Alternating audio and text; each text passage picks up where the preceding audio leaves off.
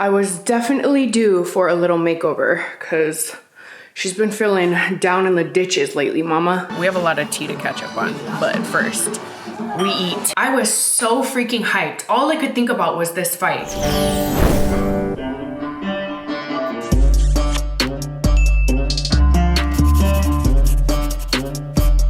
Howdy y'all, we have a new blonde in town. I am literally obsessed.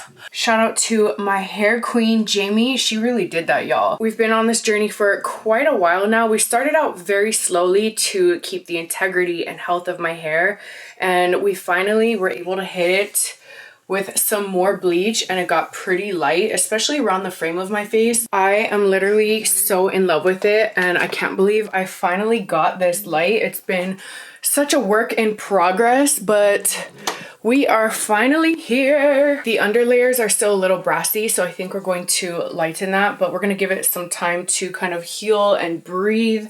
So maybe in about 2 months, we'll go a little bit lighter, but honestly, I'm so happy with what it looks like right now. I love Jamie so much. If you guys are in SoCal and need your hair done, she also does the best haircuts I've ever had in my entire life. I'll link her information down below. She is a hair goddess. I just finished doing my glam because we're going to dinner tonight, but I have to finish putting an outfit together. I have no idea what I'm gonna wear yet. Ooh, my hair looks so good in this lighting too. Honestly, I feel like I look a lot different. I've never had my hair exactly like this before. I was definitely due for a little makeover because she's been feeling down in the ditches lately, mama. I forgot to show you guys my Halloween decor. I mean, it's over now, but this still counts as fall, right? I always keep it pretty simple for Halloween because we have so much Christmas decor that we already have to store. So I just be doing the bare minimum, but it's just enough to feel festive for the season. Over here on my coffee table, I put a little sparkly skull, a cute little black sparkly coffin with a black rose. It's super duper simple, but I love it a lot.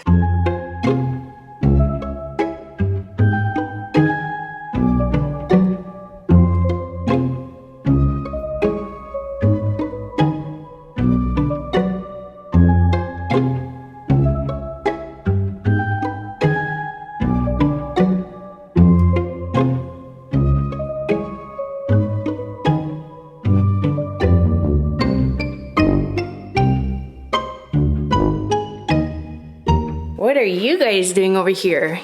They're waiting for the D word to get home. Can't say it out loud or they're gonna freak out. Speaking of, I hear him pulling up right now. Daddy's home. Oh my goodness. Okay, just finished changing. I kept white pants for the bottoms, and I'm just gonna throw on this coat because it's quite chilly in California. It was like 42 degrees last night, and it's been giving winter vibes, so I'm so happy because there's nothing I love more than the cold. And of course, we can't forget the most important part, my scent bed. I literally spray cologne even when I go to the gym, mostly just because I have like a ton of fragrances. If you guys watch my closet tour, you guys know I have a huge massive collection, so I try to just use them up, and I'm such a homebody that honestly, I'll probably never get down to the bottom of my fragrances, but I'll be using them. This one smells so good and literally fits my exact mood right now. I don't know about you guys, but I'm a very picky fragrance person. Nowadays, I mostly use cologne because I tend to get a little more nauseous with sweet or florally or like candy kind of like fragrances. That's why I love Scentbird's fragrance subscription service, because it is such a great way to be able to find fragrances and colognes that you like without having to commit to the full size bottles, because we all know designer fragrances come with a pretty price tag, mama. I'm so freaking happy and super grateful to be working with them again. We go way back since like 2018, and they have over 600 designer fragrances that you can choose from Prada and Gucci and Versace. They come in this super convenient travel size spray bottle, and you can easily take it out just like this so you can see the name, and all you do is twist it to spray just like that. So the 4 I got this month is Cabin Retreat. This one's my fave. It has top notes of Atlas, cedarwood, oak moss, and sandalwood. This one is so good. It's giving me a sexy snowed in winter night with hot chocolate and a fireplace and just vibes. That's exactly what I smell like right now.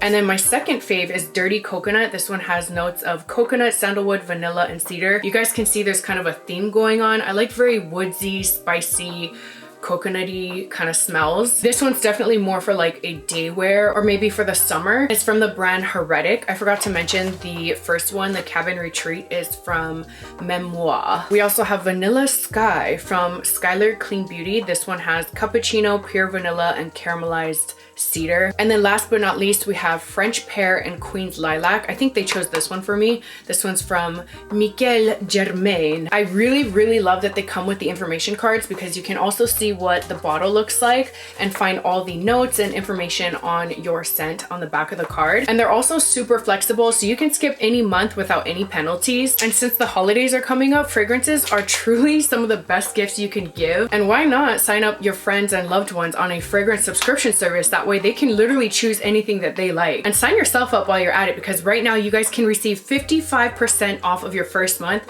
which literally comes to about $8. So make sure you guys click the link in my description box below and use my code cassieeMUA55. And also for my Canadian peeps, I am happy to let you guys know that Scentbird is also available in Canada. Thank you again to my Scentbird fam for sponsoring this video. I love you guys so much. Okay, now she's ready. Well, almost. I can't decide on the shoes.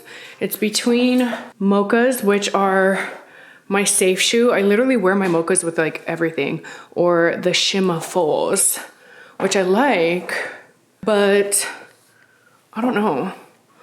How are we feeling? We just got to dinner. We came to a place called Sage Plant-Based Bistro. Somebody got a fresh fade. Oh, me? I'm cheating once again, but I'm gonna tell you guys what's the whole deal with that whole thing later on and why I've not been like on it. Well, I'm still on it, just not like super strictly. So yeah, we have a lot of tea to catch up on, but first we eat. They also have a full bar here. Should we take shots? Koza literally just asked to take shots like 3 minutes ago. We just got our first appetizer. It's a Japanese tempura eggplant that looks fire. It smells so good. Cheers. Don't hold it in. Cheers. I want to do a taste test. From their own brewery too. That's good. We just got a cauliflower wing platter. Tempura squash. Yum. We just got an avocado roll. I need wasabi. You think they got? Eldon's scared of losing to me. You just said you don't feel like pounding a beer. This feels wrong to eat sushi with a fork. Yum, my pozole came. And we've got vegan chicken mole. This place is so cute. There's even a waterfall or water fountain. Is there fish? No fish? This is like the packing district of Agora Hills. The mini packing district. Kind of gives that vibe, huh? Yeah. Like the one in Anaheim. It's so pretty. Don't mind me, I'm just looking a hot mess. Eldon is in El Paso. He went with our friend Kozo to go celebrate with the whole gang for Alex's birthday. I had to stay back to watch the piggies, so I'm just holding down the fort here. But I'm sure y'all wanna know the tea, mama, cause this has been brewing up for a minute now. Where do I even begin? So a couple months ago, I was asked if I wanted to be a part of this influencer boxing event. And it's not just any event, you guys. This event is huge, massive. I'm talking 22,000 seat arena. Just to give you guys a little bit of context and background of my life, about a decade ago, I actually used to train in MMA, and one of my biggest goals and dreams, I guess you could say, was to fight in the ring. For those that know, UFC is really big in Hawaii, so we grew up watching fights. So last year, I actually started training in boxing. My coach, shout out Albert, he's a former UFC champ, and he's still actively fighting, so he was training for a really big fight. And around the same time, I ended up injuring my knee. So with that happening, I took a few months off, and then Eldon and I actually got really consistent in the gym. And I was building up my strength, my endurance, just trying to get my body back in shape and fit to train again. So it's crazy because when this opportunity came up, I was nowhere near ready. And at the time, this was about 6.5 or 7 months out to the official fight. I knew this is something I've been wanting to do forever. And what a crazy opportunity. Like, my first official fight in the ring in this massive arena while also being live streamed. Like, this would have been one of the craziest milestones in my life. And obviously I was so honored and super excited, and I wanted to say yes right away, but I wanted to make sure that my body was fit to take on such a crazy journey. They gave me about a week to decide and let them know what my answer was going to be. So in the meantime, while I was seeing a doctor, getting my blood work done and doing all of that, I also met with a nutritionist and a boxing coach, which was actually one of Logan Paul's coaches, and he was super cool. He was so down. He was like, let's freaking do this. I got all my results back in and everything was good. Oh my gosh, I was ready to say yes. And so much was going through my mind. Like, this was committing my entire life to training every single day for almost 7 months straight, going on an extremely strict meal plan. And this is coming from somebody that's never been on a diet or been restricted in my diet my entire life. No partying, no drinking. But the catch of it all, they wanted me to lose 20 pounds. Well, it was like right under, it was like 19. But my opponent refused to go up in weight, so they put all the weight on my shoulders to lose weight to make it a fair match. And honestly, although it did seem like quite the challenge, because you guys see what my body looks like, I'm fairly petite. I knew that if I was going to take on this challenge and lose that much weight, that my BBL would be gone, girl. But you know what? I was down for the challenge. I was ready to commit and literally just say goodbye to like my entire life. I was so freaking hyped. All I could think about was this fight. I'm not gonna lie, I was nervous. Like, of course, who wouldn't be? Not only because it was up to me to commit and make sure that I hold myself accountable to be ready for this fight in front of basically the entire world. I was even joking to Eldon that I'm gonna black out and get knocked out just by stage fright. That is so crazy. I can't even imagine like the nerves. I feel like I'm anxious right now just talking about it and just imagining being in that arena and like, holy shit, like the whole thing going down. But basically, backtrack a little bit. So they originally told me that I only had to lose 10 pounds. I was like, okay, that's doable, like easy. I was super strict on my diet. My nutritionist knew the whole breakdown. He knew what my goal was, where I had to be. I was doing so well. And I'm really proud of myself because there's nothing that would literally make me commit my life like that and change my entire lifestyle, my diet, and just everything for this one event. I've never been challenged to lose weight before. Whenever I'm in the gym, I don't look at the numbers. I just like seeing physical results. So a week in, I've already lost about 6.5 pounds, which is insane to me because I'm like, what the heck? Like, I did not think I was gonna lose that much that fast. We're giving them updates with my progress, and then they're like, no, you have to lose 5 more pounds. And it was just really discouraging because my opponent was giving them a hard time and they were giving me a hard time, and it was just a lot of back and forth. And then they would come back again and say I have to lose another 5 pounds. So it ended up being around 20 pounds. I mean, I see where her concern is, but we were relatively close in height and my weight is just distributed in other areas. So the communication was honestly just a shit show. And oh my God, I was so overwhelmed and stressed with all the back and forth. And ultimately, after everything, it didn't work out. I was so bummed, and I'm still bummed. Maybe something better will come out of this and I'll have another opportunity in the near future, but it just wasn't meant to be. And honestly, everything happens for a reason. You guys know that I had a health scare last month and I've just been kind of,